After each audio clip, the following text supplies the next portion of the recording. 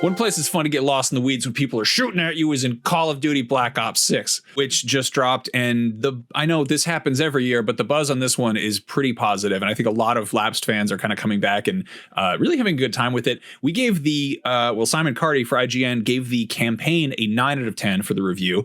And that's just one of 3 reviews for this game because this thing it's a freaking beast. There's also the multiplayer. There's also the zombies.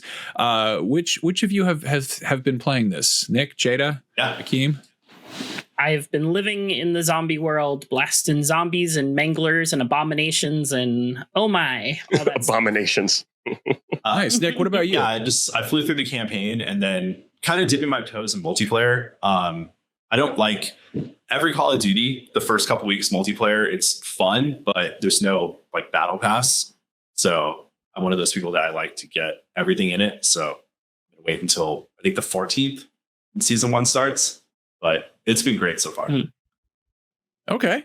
Yeah, so I've been kind of chipping away at the campaign a little bit, and also I got really hooked on Cold War when that came out. This is effectively the direct sequel to that, and you know that was what 4 years ago, like that. A lot's kind of happened since then. They've put out a few of these things, so it's kind of cool to just kind of dip out and then come back in there.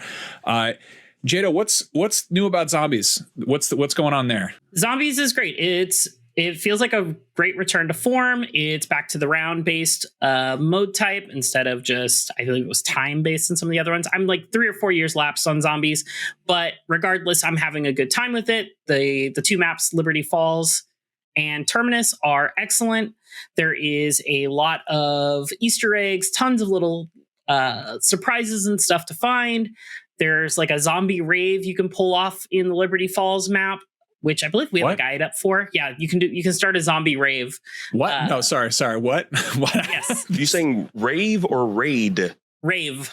Oh, like the parties. They party. Yeah. Like they hop on a bus and they start dancing and, you know, bobbing their heads up and down, and they're just just making up stuff. Stop it, Jada. What are you doing? We're very gullible on this podcast. I'm being dead serious. There are so many really cool Easter eggs. There's apparently a bowling party Easter egg you can do where you can all go bowling in the middle of the zombie apocalypse by finding enough like bowling shoes hidden across the map.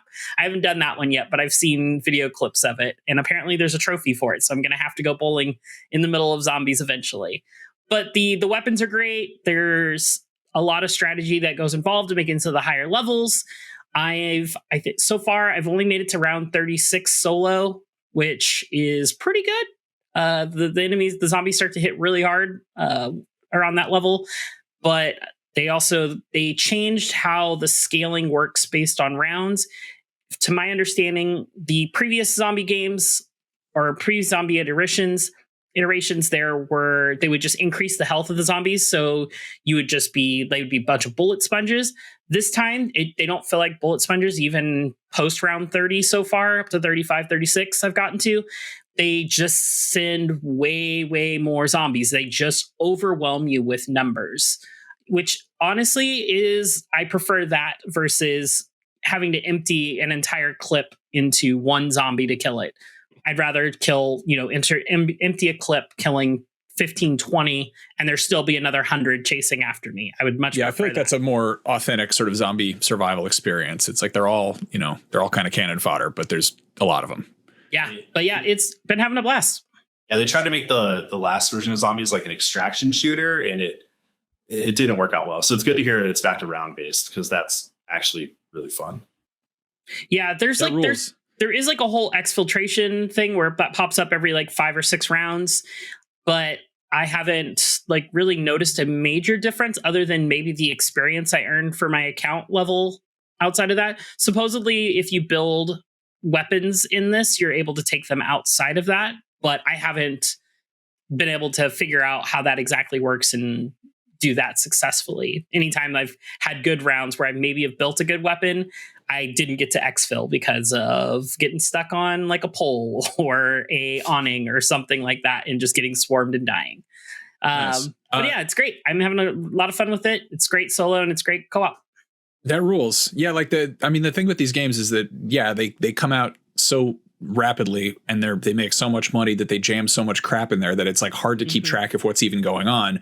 And I think a lot of people, they became kind of samey, and then a lot of people also got really hooked on Warzone, and it's just kind of like, yeah, I'm just going to mess around with my friends over here. And like in recent years, they were like, we're going to not do them every single year. Just kidding. Here's Modern Warfare 3. And everyone's like, this is not what we want. So please don't do that. Yeah. And yeah, the campaign this year, like Cardi was really, really, really hot on it. And I'm a few missions in. It is like shockingly doesn't really feel like what I think of when I think of Call of Duty. Like it feels like there's an early on bit that feels like Hitman more than that. I would think in the same thing, hiding the bodies, throwing them in the river. Like I'm like, it's like, is this Call of Duty or Hitman? Like, I mean, it's just giving you like a wide linear approach to like, yeah, tackle this mission however the hell you want. Like, see what happens. Like, go different routes. And there's like, there's one where you're not doing like, you're doing spy stuff. You're not just doing like run and gun action movie stuff. And of course, it evolves into action movie stuff, and it does get very loud, and you blow up a dude with a Gatling gun or whatever. But like, I don't know. I think it's really impressive, and I feel like the sort of the breadth and the variety of what Warzone is as a multiplayer experience compared to what the sort of old school, conventional multiplayer is so much more versatile that it's made people start sort of approaching things differently. I mean, what always kind of struck me when Blackout first came is like, you can play that stealthily, which isn't something you historically could do with Call of Duty games. Maybe there'd be like a section here or there, but they've clearly accounted for this. And now it's suddenly it's a versatile stealth game. Like if you want to get loud, you can, but it's also, I don't know, it's kind of wild. Nick, you've gotten through the whole campaign. Like, would you say it kind of maintains this level of variety throughout? Yeah, it does. It without giving anything away, every level feels very different, or level campaign, whatever you want to call it. In one, you're taking pictures of Bill Clinton and sneaking around, and then in another, it feels like almost kind of like Metal Gear Solid 5, where you're in Iraq doing a bunch of objectives on a map, and I was doing all those stealth and everything. And then there's another one that felt like BioShock, which was a huge surprise, where it's like, oh, this is not your typical big blockbuster Call of Duty adventure. So yeah, it was great. Everyone should play it. Yeah, sounds like a lot of people are playing it. I except for me, I haven't been able to play it yet, but I did take to the Beyond Facebook group to ask, just general consensus, how's everyone feeling about Black Ops 6? And we got a few responses from some people that the general consensus is they're enjoying it. We got one from David Archer, who's one of our top contributors in the Facebook group, saying, very cool campaign. Haven't cared since Black Ops 2. Which is interesting. So he's been tapped out for a while. We have a message from Mike Burdett, who says, loving Black Ops 6, and I haven't really fully enjoyed a duty in like 8 years.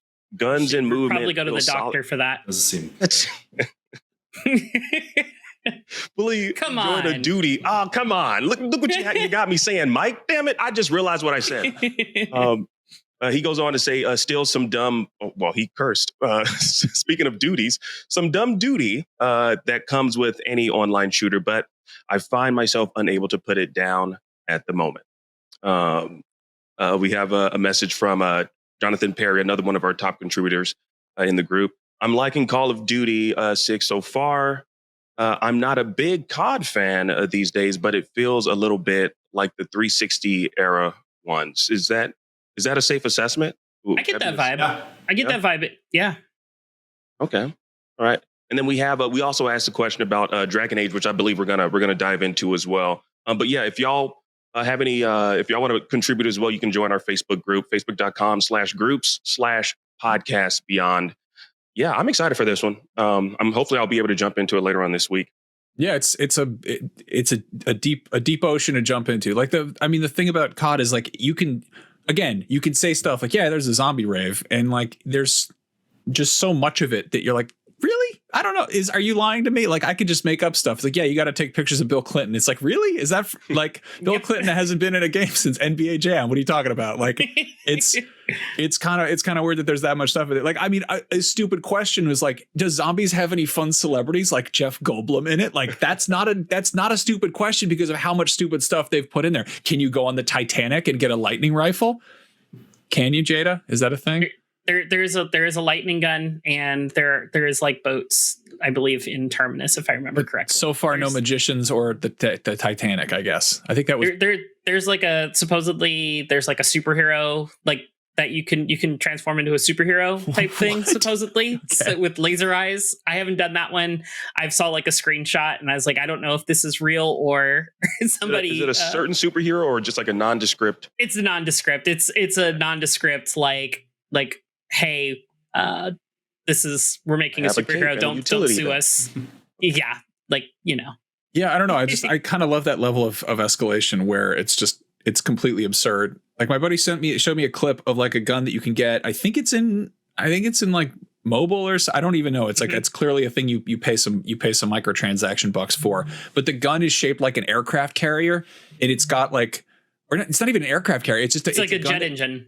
Is it the jet engine? No, it's like a stretch of World War II battlefield, and there's like dudes running around on it, and there's a small tank, and then the tank fires, and then that's the bullet you're shooting.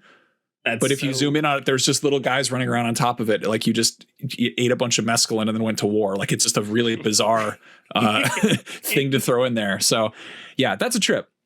But I don't know. It's always nice to when there's a fun game that people are having a good time playing. So good on them. And also, like, I don't know, this iterative, annualized games, they iterate slightly. They always do like a little bit here and there, and it gets kind of samey. It gets kind of boring, but it's kind of cool to see a game like actually hunker down and like change and like try some new stuff and get a little bit weird, get a little bit ambitious. And that's kind of sounds like that's what this is. So right on. Yeah.